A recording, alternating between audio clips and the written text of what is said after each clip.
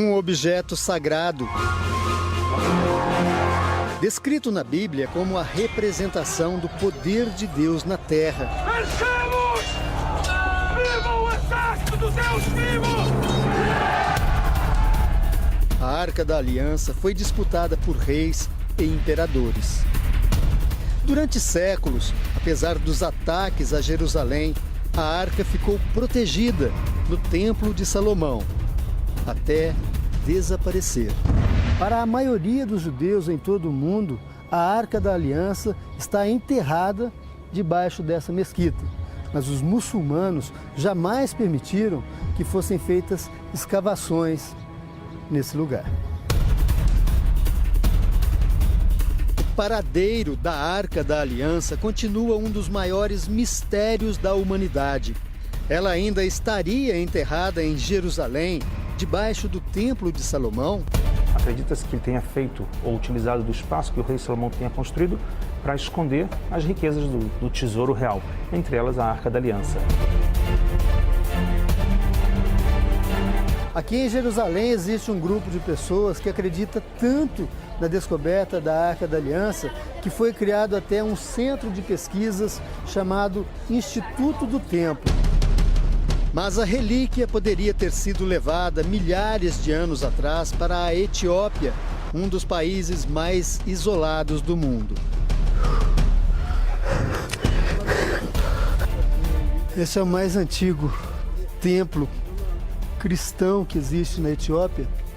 As páginas de couro guardam mais de 1000 anos de história. Esse é o livro mais antigo que eles têm aqui no templo. Será que a relíquia sagrada permanece guardada nesse templo da Etiópia? E será que um dia a verdade sobre a arca será revelada? Ele acabou de dizer que esse é o lugar exato onde teria ficado a Arca da Aliança. As respostas para esse mistério, ainda hoje, no Jornal da Record. Construída para guardar as tábuas dos 10 mandamentos, a Arca da Aliança é um dos objetos mais sagrados para judeus e cristãos. Ela desapareceu há 2.600 anos. E são muitas as perguntas sobre o paradeiro da Arca da Aliança. Nossas equipes percorreram 2 continentes em busca das respostas. E nesta semana da Páscoa, o Jornal da Record exibe a série especial O Mistério da Arca da Aliança. Um objeto sagrado, com poderes incomparáveis.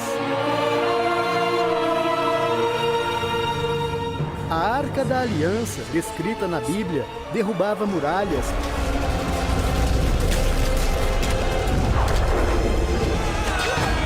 derrotava exércitos inteiros, representava o maior poder que existe na Terra, o poder de Deus. Marchamos! Viva o exército do Deus vivo!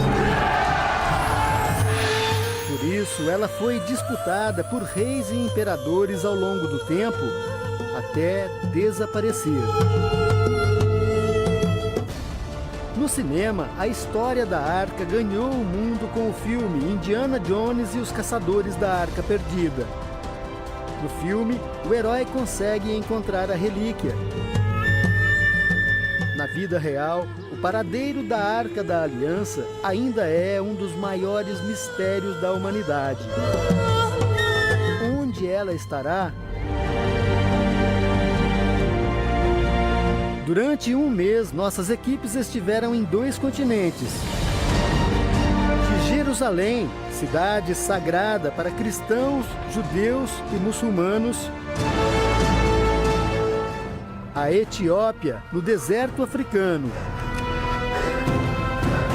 Em um dos países mais isolados do mundo, vive um povo que afirma: a Arca da Aliança está aqui, com os segredos protegidos por mais de 2 milênios. Começamos em Jerusalém, uma das cidades mais antigas do mundo e a mais sagrada. É perto daqui que começa a história da Arca da Aliança. A primeira menção à arca aparece no Velho Testamento. Se formos fiéis a Deus, De acordo com a Bíblia, a arca foi construída por Moisés segundo instruções divinas. Será o nosso futuro. As descrições falam numa caixa de madeira revestida de ouro por dentro e por fora. Nas laterais, 4 argolas por onde passavam 2 varas, também cobertas de ouro, que eram usadas para transportá-la. O único que podia ver ou tocar a arca era Moisés. Estou aqui. Qualquer outro que fizesse isso morreria imediatamente. Por isso, a arca foi guardada num templo móvel chamado de tabernáculo, que foi usado pelos israelitas durante a longa migração pelo deserto. Segundo os relatos da Bíblia, a Arca da Aliança foi construída no deserto do Egito, especialmente para guardar as tábuas de Moisés com os 10 mandamentos. E logo se tornou o objeto mais sagrado que havia na terra. Para os homens daquela época, a arca era como se fosse a prova material da existência de Deus. E algo tão sagrado não poderia ficar no deserto. Foi então que a Arca da Aliança foi levada para a Terra Santa, Jerusalém. Hoje, Jerusalém é a capital espiritual do Estado de Israel, reivindicada também pelos palestinos, uma cidade que com frequência é motivo de ataques e confrontos militares. Naquele tempo, quase 3.000 anos atrás, Jerusalém era governada pelo rei Davi. Foi ele que levou a arca para a cidade. A chegada foi triunfal. Os moradores cantavam e dançavam. Para guardar a Arca da Aliança, o rei Davi construiu um novo tabernáculo em Jerusalém.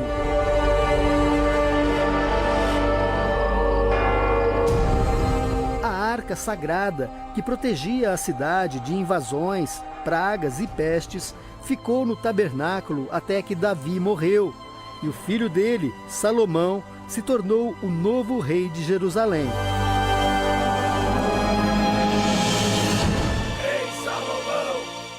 Depois de assumir o trono, Salomão começou a construir um edifício especialmente para guardar a Arca da Aliança. Durante 7 anos, 180.000 homens trabalharam na obra. Quando ficou pronta, ela ganhou o nome de Templo de Salomão. Durante séculos, apesar dos ataques a Jerusalém, a arca ficou ali, protegida, no Templo de Salomão. O último registro documentado sobre a Arca da Aliança foi feito 2.600 anos atrás, quando essas muralhas caíram e Jerusalém foi conquistada pelo rei dos babilônios, Nabucodonosor. Depois de saquear a cidade, os babilônios colocaram fogo em tudo, inclusive no Templo de Salomão. E desde então, algumas perguntas não calam. O que teria acontecido com a Arca da Aliança?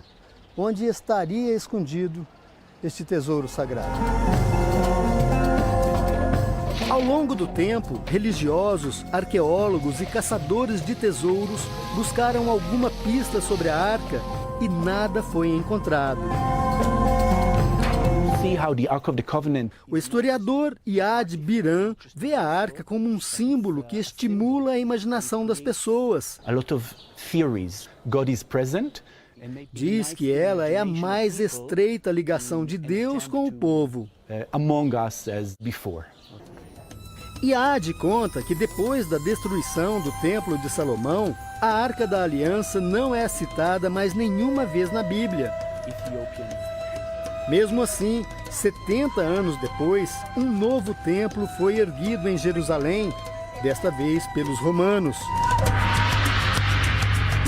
O segundo templo não guardava mais a arca, desaparecida, mas era maior e mais magnífico que o primeiro. Nenhuma outra cidade no mundo teve a história tão documentada como Jerusalém. Através dos relatos na Bíblia, dos registros históricos e também das escavações arqueológicas, foi possível reconstruir aqui no Museu de Israel, a Jerusalém de 2015 anos atrás. É uma maquete gigantesca. Olha, na época Jerusalém era assim, uma fortaleza cercada por muralhas. Todas as casas foram reconstituídas numa escala milhares de vezes menor, baseada nos relatos históricos, nos relatos da Bíblia. Existiam também muitos templos, mas o que mais se destacava na cidade era o templo reconstruído por Herodes, exatamente no lugar onde existia o Templo de Salomão. O segundo templo é citado na Bíblia nas visitas de Jesus. Façam tudo o que eles disserem, mas não façam o que eles fazem. Assim como o primeiro, também foi destruído pelos próprios romanos depois da batalha para conter uma revolta dos hebreus. História comprovada nas centenas de sítios arqueológicos espalhados pela cidade. Algumas pistas sobre os templos e a Arca da Aliança podem estar nestas ruínas milenares. Estas são as escavações mais antigas de Jerusalém. São as ruínas da cidade de Davi. Datam de 3.000 anos atrás. E aqui foram encontrados objetos e inscrições que comprovam a existência do rei Salomão e de um grande templo construído por ele. É por isso que alguns pesquisadores e cientistas não encontram motivos para duvidar da existência da Arca da Aliança. Na reportagem de amanhã, nossa equipe consegue autorização para entrar nos túneis que cortam os subterrâneos de Jerusalém. Usados desde a antiguidade para canalizar água, serviam também para esconder os tesouros reais, entre eles a Arca da Aliança.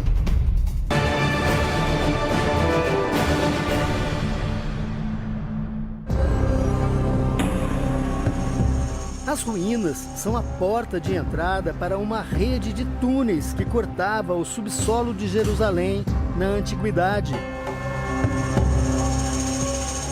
Eles serviam para canalizar a água que abastecia o reinado e também para esconder tesouros.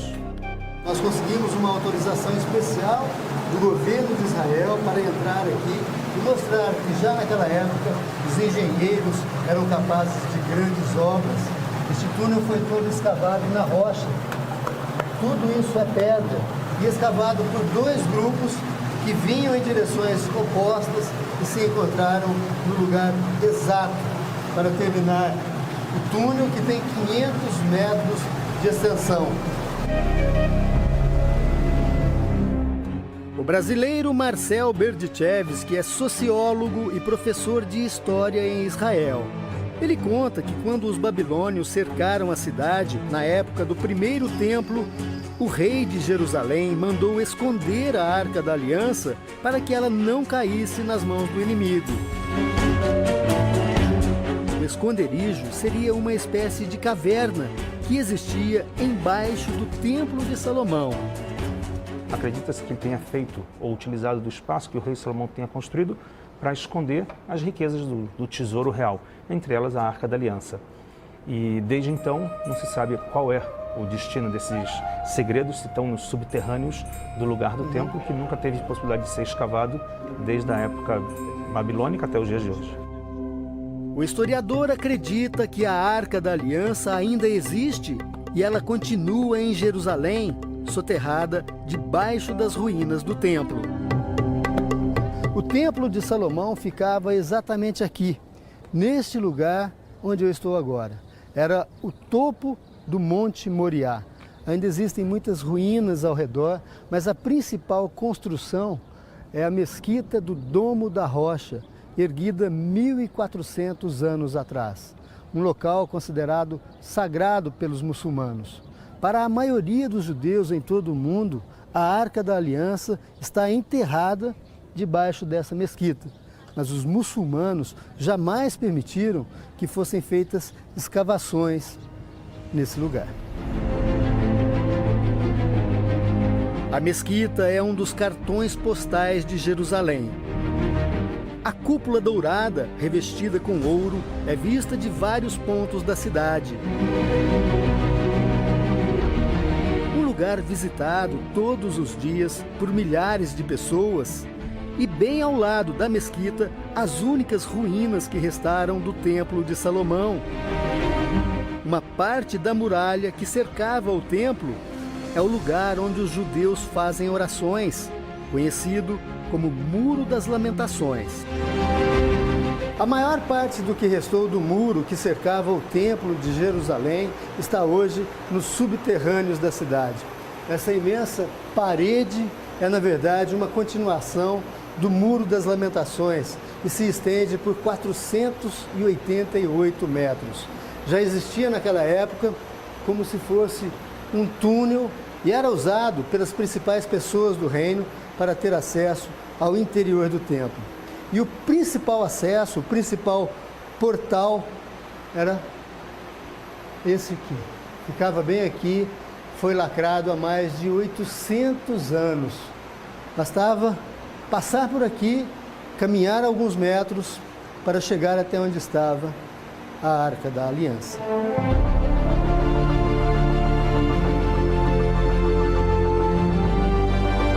Assim como o Muro das Lamentações, este trecho subterrâneo do paredão também é local de orações. O motivo é simples. Para os judeus, este é o ponto em que eles podem ficar mais perto da Arca da Aliança. Esse lugar aqui, ele continua até hoje sendo venerado. Pessoas, homens, mulheres, vêm aqui para rezar, por ser um lugar de grande importância religiosa. É o lugar onde tem a revelação divina para todo mundo. Quer dizer, dali se distribui a energia de Deus para o mundo inteiro. Nas ruas de Jerusalém, conversamos com alguns muçulmanos. Este homem diz que não existem provas de que a arca esteja embaixo da mesquita. Quem garante isso? Ele pergunta. Felipe Lasevich é brasileiro e mora há 8 anos em Israel. Ele não tem dúvidas que a arca ainda está em Jerusalém. Eu acredito mesmo que ela não foi destruída, isso é impossível. Então ela existe, ela tem que estar em algum lugar. Aqui em Jerusalém existe um grupo de pessoas que acredita tanto na descoberta da Arca da Aliança que foi criado até um centro de pesquisas chamado Instituto do Templo. É um lugar onde eles tentam reconstituir o maior número possível de objetos exatamente iguais àqueles que existiam dentro do Templo de Salomão.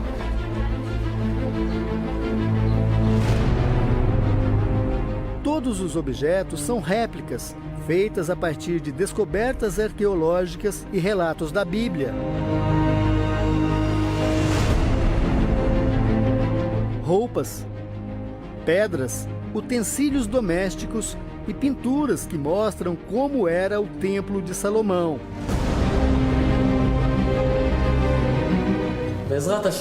Mordecai Persoff é o diretor do Instituto. Ele conta que todos os objetos funcionam perfeitamente. A explicação para recriar objetos que ainda podem ser usados se baseia numa crença inabalável, a de que a Arca da Aliança, em breve, será encontrada. Mordecai está explicando que isso era como se fosse uma fonte que existia no templo, era usada para lavar as mãos, lavar os pés. Esse dourado, que ela tinha detalhes em ouro. E uma coisa curiosa, ele disse que ela está pronta para ser usada assim que a Arca da Aliança for novamente encontrada ou resgatada. São várias salas cheias dos mais diferentes objetos. Entre todos os objetos aqui do Instituto do Templo, o que mais chama a atenção é justamente uma réplica fiel da Arca da Aliança. Olha, está aqui, é uma cópia que foi feita baseada nos relatos e nas medidas descritas na Bíblia. Tem 1,30 m de comprimento, 80 centímetros de altura e 80 centímetros de largura. Ela é pintada, tem essa cor dourada, justamente porque a Arca da Aliança era recoberta de ouro por dentro e por fora. Em cima, os 2 anjos, os 2 querubins de ouro maciço. Estima-se que a Arca da Aliança pesaria cerca de 1 tonelada, mas o maior tesouro estaria dentro da arca. As Escrituras Sagradas com os 10 Mandamentos. A Arca da Aliança seria exatamente assim, a não ser pelo tamanho e forma dos querubins, já que não há, na Bíblia, a descrição dos anjos que guardam a arca. Mas onde ela estará? Em Jerusalém? Hagai Erlich acha que não. Ele é professor de História da Universidade de Tel Aviv e escreveu vários livros sobre as relações de Israel com a Etiópia. Erlich se baseia na história para acreditar que a arca pode estar no país africano. Teria sido levada até lá por um dos filhos do rei Salomão.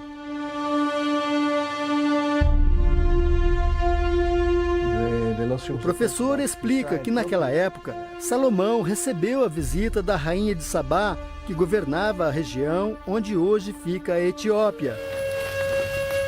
Depois do encontro, a rainha teria voltado grávida para a África.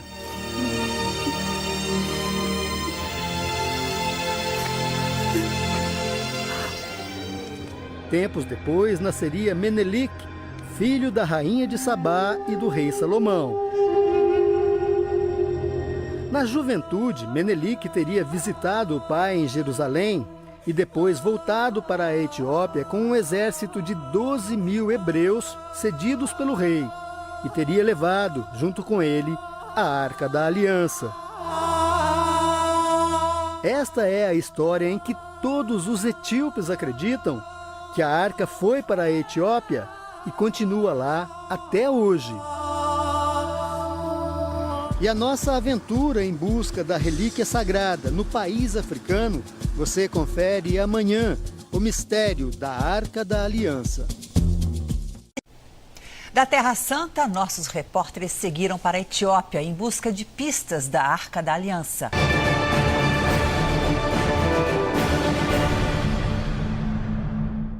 Seguimos rumo a Debredamo, onde está o templo mais antigo da Etiópia. Ele guarda os pergaminhos que contam a história da Arca da Aliança. Os primeiros passos são por um caminho de pedras que logo se transforma em escadaria. O caminho até o topo da montanha é cansativo, mas também é muito interessante. Essa escada, ela não foi construída com tijolos, ela foi escavada na rocha. Olha, aqui a rocha, aqui a escada. É o único caminho que leva até o templo.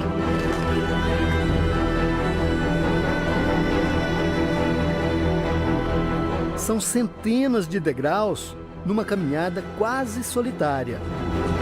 Quando chegamos, descobrimos que só existe uma maneira para subir. Uma corda de couro trançado. São 25 metros até a porta de entrada encravada na montanha. Um cenário desanimador para quem não está acostumado com escaladas. Acho que não sei se eu consigo. Debredamo tem regras seculares. Mulheres não podem subir. A presença delas colocaria em risco a virtude dos monges que vivem lá em cima. Uma regra que nunca foi quebrada. Para quem sobe, o único apoio é uma tira de couro amarrada na cintura, o que pode evitar uma queda mortal.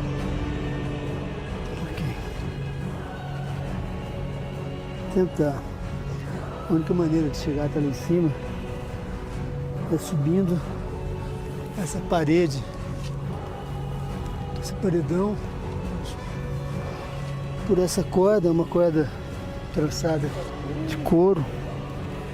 tem que ser descalço.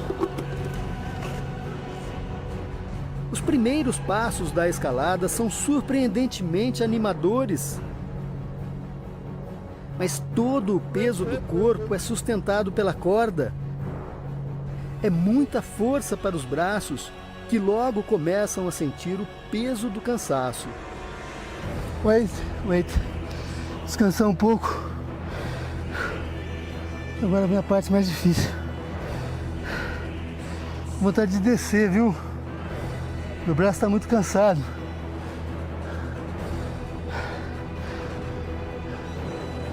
Não sei se eu consigo.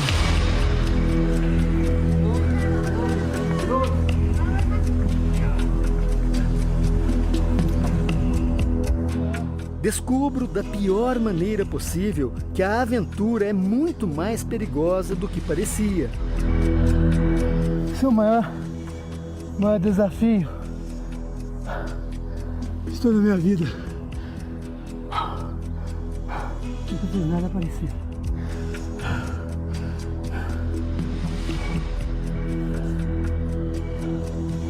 Falta poucos metros. Meu braço está muito cansado. E apesar da proteção.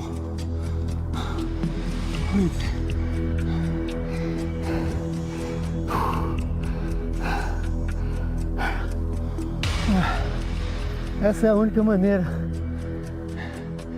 que tem para chegar até os pergaminhos e tentar encontrar uma pista sobre onde estaria a Arca da Aliança. 1 minute, please.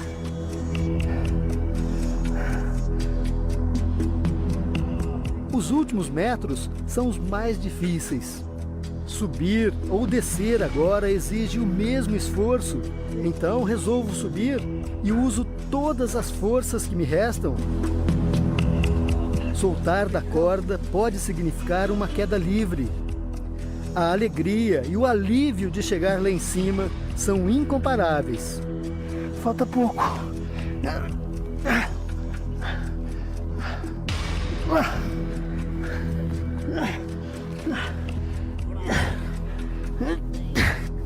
Consegui! Consegui! Consegui! Consegui! E lá em cima, mais uma surpresa. Na verdade, a tira de couro que me prendia à cintura não oferecia tanta segurança assim. É designado. Ele é o monge que fica aqui ajudando as pessoas, e quando a gente chega, fica ainda mais surpreso e até um pouco assustado de saber que só ele puxa sem a ajuda de nenhum instrumento, nenhuma roldana. E a corda que ele usa para puxar, que é amarrada na gente, é essa corda de couro. Essa aqui, ela também, ele não vai enrolando essa corda, quer dizer, o risco é um pouquinho grande, porque se escorregar, acaba caindo na pedra mesmo. Estou muito feliz de ter chegado aqui antes de nada.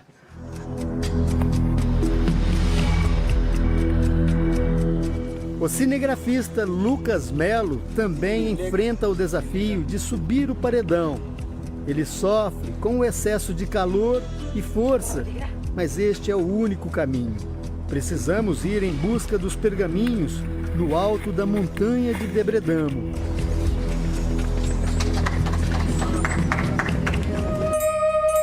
A porta de entrada revela uma paisagem surpreendente a 2.200 metros de altura. Depois de toda a caminhada, de toda a escalada, uma vista maravilhosa, espetacular, e finalmente chegamos no topo da montanha. Aqui existem várias casas, é o lugar onde vivem 66 monges eremitas. Eles abandonaram suas famílias e vivem isolados do mundo aqui na Vila dos Eremitas.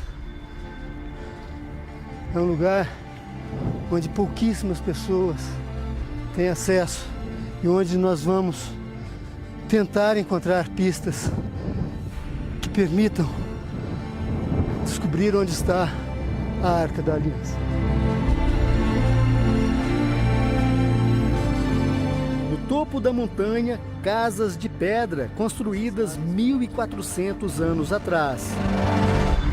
Os monges eremitas vivem de doações, criam pequenos animais e dependem também da generosidade da natureza. Esses grandes buracos cavados na pedra são, na verdade, reservatórios de água para os monges. Como aqui no topo da montanha não existem fontes naturais de água, eles cavaram esses buracos na rocha. Olha, aqui tem um monge que está vindo nesse momento recolher água. Ele vem até aqui, olha, está recolhendo água. Eles cavaram esses buracos na rocha e essa é a água da chuva. É a água que abastece os eremitas aqui no topo da montanha durante todo o ano. Na vila encontramos os primeiros moradores. Abba Tekla tem 65 anos. Este eremita veio para cá quando tinha apenas 5 anos de idade. E conta que se acostumou com a solidão. O líder dos monges eremitas é Abba Tekla Ramont. Pergunto sobre a Arca da Aliança. E ele nos leva até o maior edifício de Debredamo.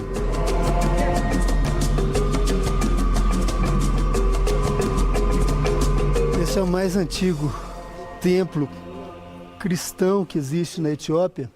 O país, ao longo dos séculos, foi palco de muitos conflitos. E este templo ficou intacto, justamente porque fica no topo dessa montanha e esse isolamento serviu como proteção.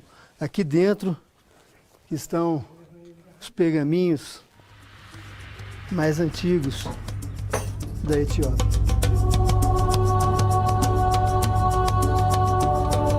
Dentro do edifício, numa sala onde poucos têm permissão para entrar, ele nos mostra o livro dos pergaminhos. Esse é o livro mais antigo que eles têm aqui no templo.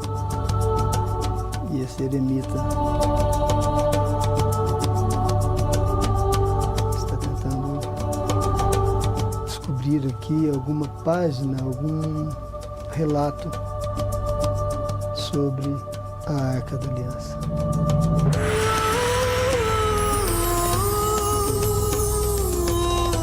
As páginas de couro guardam mais de 1000 anos de história. O que elas podem dizer sobre a Arca da Aliança? O eremita traduz o que está escrito ali, que o príncipe Menelik ganhou a arca de presente do pai, o rei Salomão. Segundo o pergaminho, a relíquia teria sido escondida numa ilha no lago Tana, o maior do país. Antes de seguir viagem, é preciso reunir as últimas forças para mais uma aventura: descer o paredão de pedra. Desta vez, conto com a ajuda de um monge que indica pontos de apoio e torna a descida um pouco mais segura. Na reportagem de amanhã, vamos atrás da Arca da Aliança na ilha de Tanakirkos, que seria o primeiro lugar na Etiópia a receber a relíquia sagrada. E vamos conhecer também os templos esculpidos na pedra em Lalibela, até hoje um patrimônio da humanidade.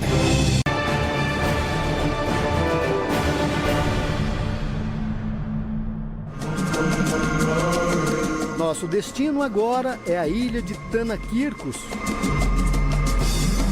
Para chegar até lá, só mesmo de barco. O Lago Tana é tão grande que depois de algum tempo a gente mal consegue enxergar as montanhas lá no fundo. É como se estivéssemos em alto mar. E vamos navegar durante 3 horas para chegar até a ilha de Tanakirkos. A primeira visão da ilha é um paredão de pedra e sobre ele algumas construções. Na chegada, somos recebidos pelos únicos habitantes do lugar, os monges que vivem praticamente isolados do mundo.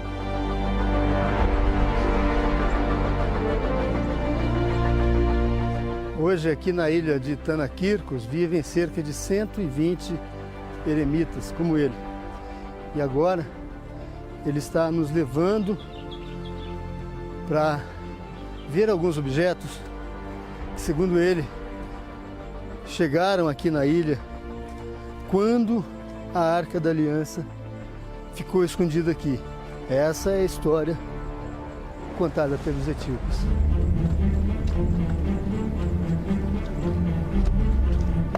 Chegamos num prédio construído centenas de anos atrás e muito bem protegido.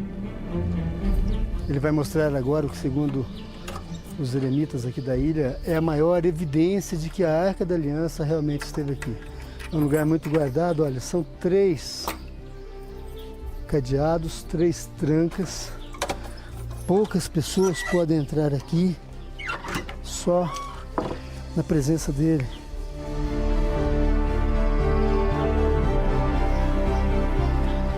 Aqui, alguém pode entrar nessa sala.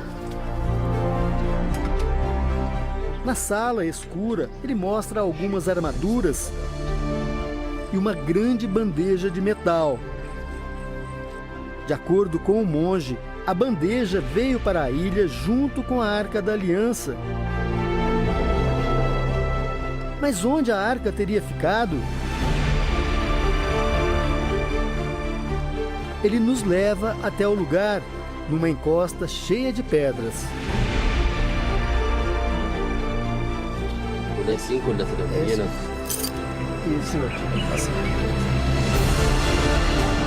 Ele acabou de dizer que esse é o lugar exato onde teria ficado a Arca da Aliança aqui na ilha de Quirkos. Como ele sabe disso? Existem sinais aqui na pedra, são pequenos buracos, ele está apontando um aqui, outro aqui, esse e esse último. Esses buracos na pedra teriam sido usados como base para um pequeno altar, onde a Arca da Aliança teria ficado. Na ilha não existem instrumentos de medição. Decidimos então usar o mesmo sistema citado na Bíblia para medir a distância entre os buracos. Um côvado equivale a mais ou menos a medida desde o cotovelo até a ponta dos dedos. Então, no primeiro buraco, até aqui, um côvado, passando pelo segundo, 2 côvados, e a partir daqui até o terceiro buraco, 2 côvados, mais alguma coisa. A medida aproximada da Arca da Aliança, segundo a Bíblia, 2 côvados e meio. Nosso guia, Misgana Genanil, também é historiador. Ele não tem dúvidas de que a arca esteve aqui. E acrescenta, de Tanakirkos ela foi levada para Aksum, o lugar onde ficava o império do príncipe Menelik. São 530 quilômetros de estrada. No caminho, passamos por Lalibela, cidade que é considerada patrimônio da humanidade. O nome, Lalibela, é homenagem a um imperador que governou a Etiópia 800 anos atrás e sonhou em criar aqui uma nova Jerusalém. Uma cidade que, tal qual a verdadeira, pudesse ser também um abrigo seguro para a Arca da Aliança. Na época, Jerusalém havia sido conquistada de novo pelos muçulmanos e os templos cristãos estavam sendo sistematicamente destruídos. O imperador Lalibela pensou em construir algo que não caísse diante do inimigo ou de um terremoto e que ao mesmo tempo ficasse escondido do inimigo. foi quando surgiu o que para muitos é uma das maravilhas da humanidade. Os templos subterrâneos de Lalibela, construções totalmente esculpidas na rocha. Os templos foram escavados em rochas vulcânicas, construções que envolveram um exército de trabalhadores. 40 mil homens esculpiram as rochas com ferramentas artesanais. No total, 11 templos foram esculpidos de uma só vez. Todos os templos são interligados por túneis como esse, também escavado na pedra. E quando você sai do túnel, se vê diante do templo, que é, na verdade, uma gigantesca escultura de pedra. Todos esses paredões, tudo isso aqui, era uma única rocha que foi escavada, esculpida minuciosamente durante 25 anos. E aqui também chama a atenção as medidas. São exatas, 12 metros de frente, 12 metros de cada um dos lados. Os detalhes, o acabamento, tudo muito bem trabalhado. E se do lado de fora é espantoso, aqui dentro é ainda mais impressionante. Até hoje, pesquisadores, cientistas, arquitetos se perguntam como foi possível esculpir uma rocha de cima para baixo e principalmente fazer um trabalho tão perfeito por dentro da pedra. Perguntas ainda sem resposta.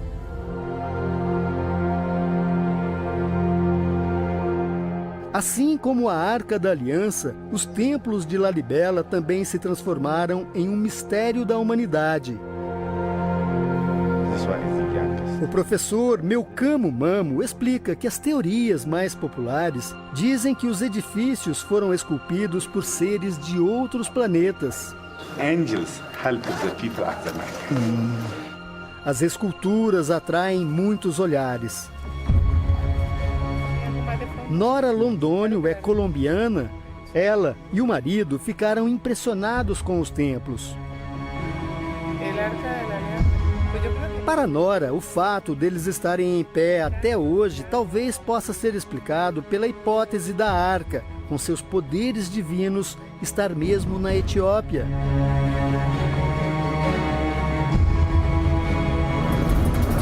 De volta à estrada, seguimos para Gondar, no norte da Etiópia.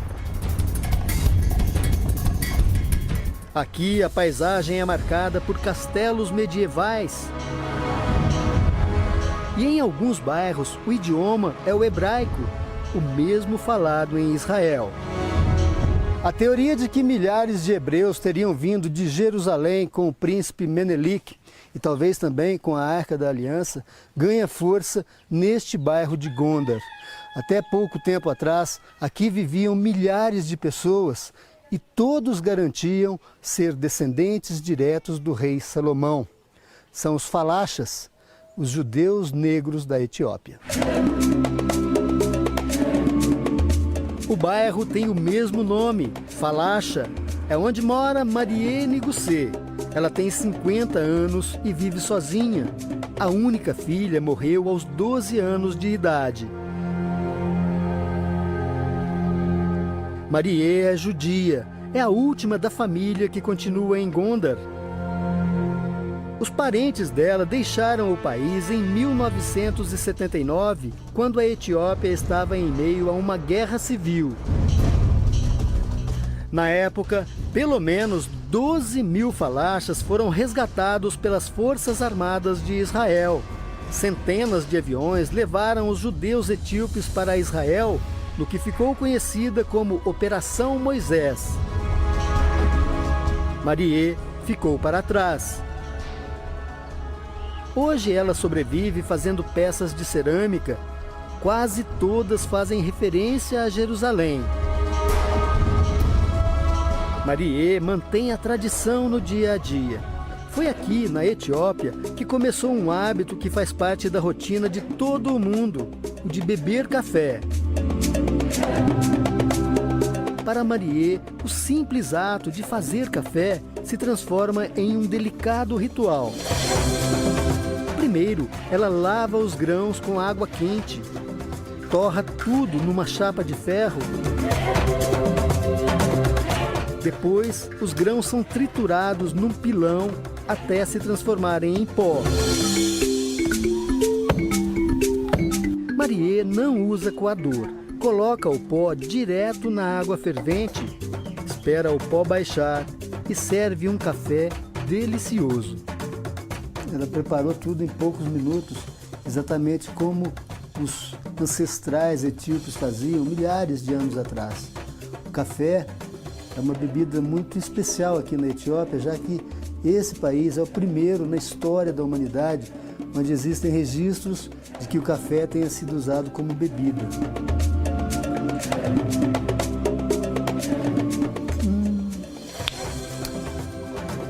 Konjo, delicioso. Café da Etiópia, preparado de uma maneira especialíssima, adoçado com mel. Durante a entrevista, Marie diz que ama a Etiópia, mas gostaria de conhecer Jerusalém. Quando pergunto se ela se considera descendente do rei Salomão, Marie não tem dúvidas. O sangue dele corre em minhas veias, ela diz. O vilarejo judaico seria a prova de que a Arca da Aliança chegou à Etiópia acompanhada de um exército hebreu? A resposta pode estar em Aksum, antiga capital da Etiópia. É para lá que seguiremos na reportagem de amanhã.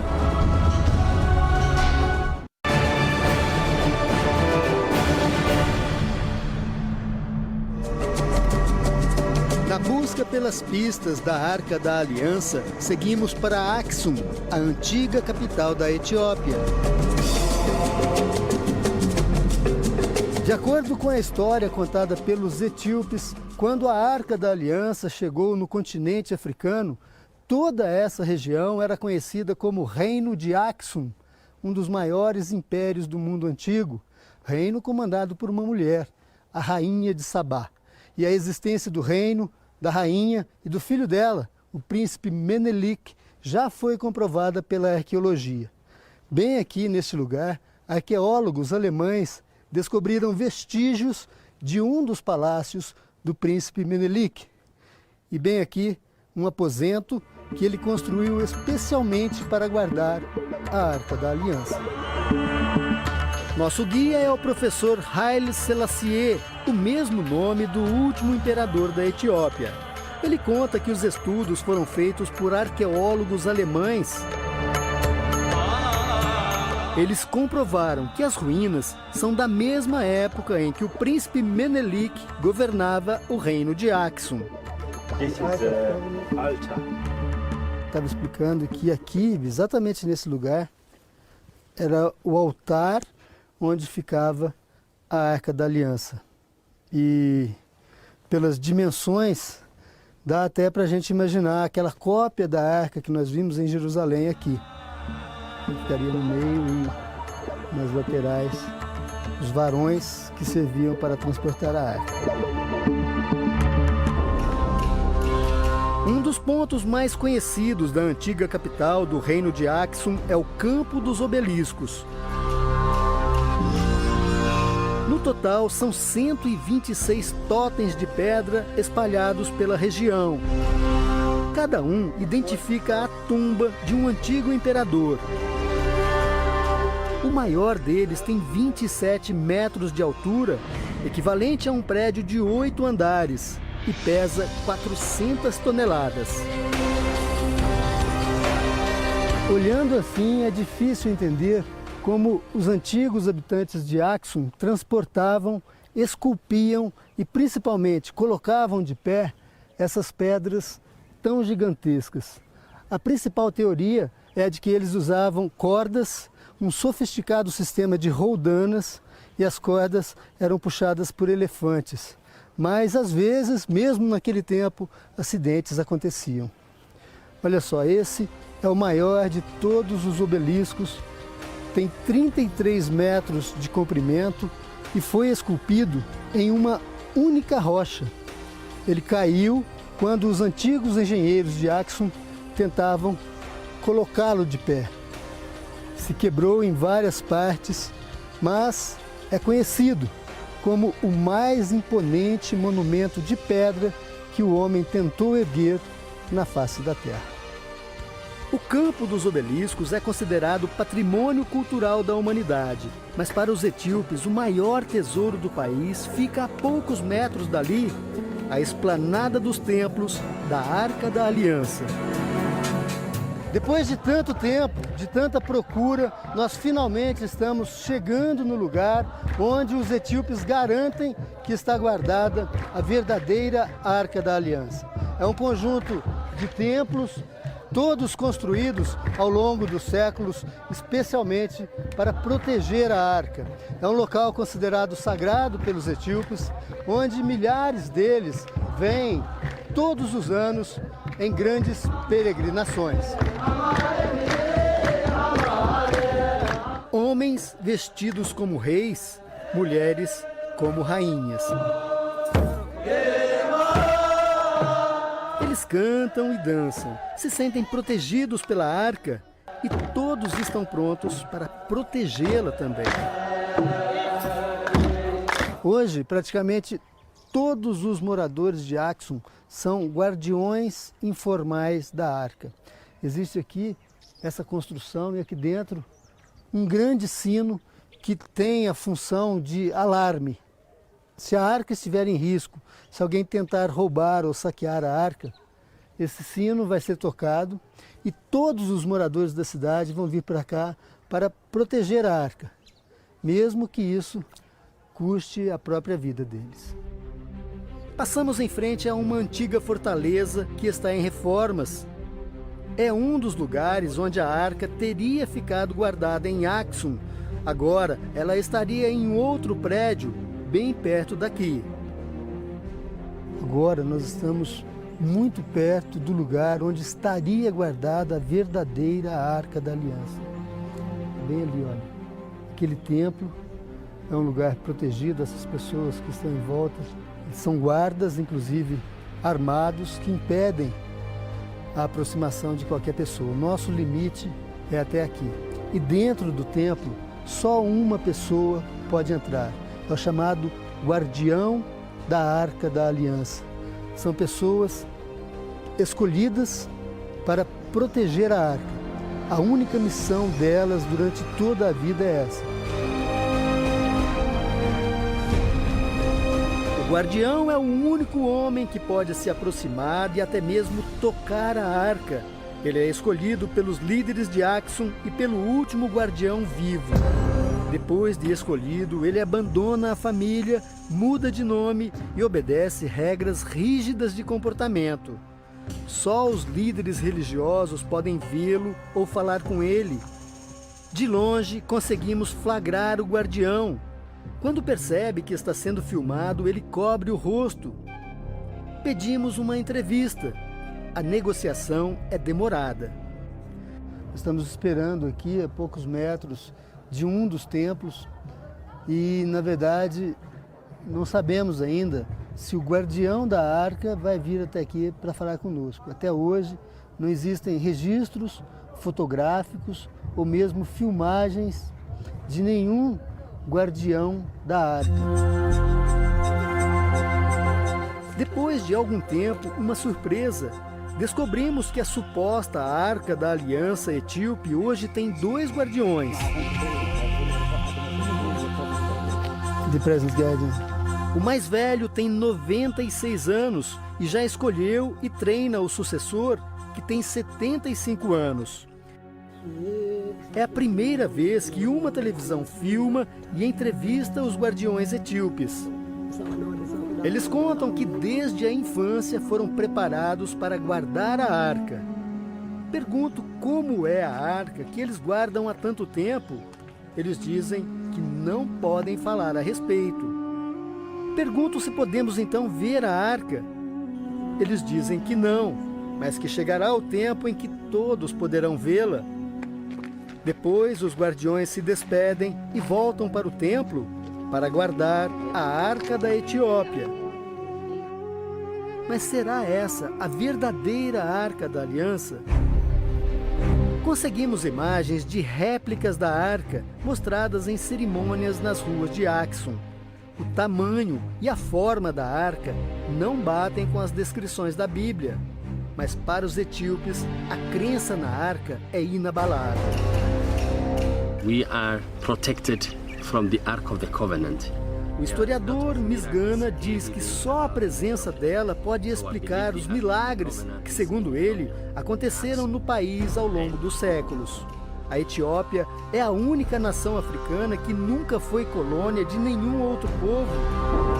We had a lot of problems. Misgana diz: vencemos a fome, guerras e pestes, e isso só aconteceu graças ao poder da arca, porque ela sempre esteve conosco. Será que a Arca da Aliança está mesmo na Etiópia? Porque ninguém pode vê-la? Ou será que a arca está soterrada nas ruínas do Templo de Salomão, em Jerusalém? Perguntas que estudiosos e pesquisadores não conseguem responder cientificamente. Para o professor Herlich, o que importa de verdade não é a arca como objeto, mas a fé que as pessoas têm em tudo que ela representa. A ideia é que, uma vez encontrada a arca, a realidade do mundo deveria mudar. Porque se a gente tem uma presença divina, uma revelação divina, não teria como admitir uma revelação divina e um comportamento humano de guerras e de ódio, de uma sociedade injusta. Será que um dia a verdade sobre a arca será revelada? Só o tempo pode responder. O Jornal da Record de hoje termina aqui. Outras informações você acompanha amanhã no Fala Brasil. Fique agora com o filme A Paixão de Cristo. Boa noite para você. A gente se vê amanhã. Boa noite, boa Páscoa.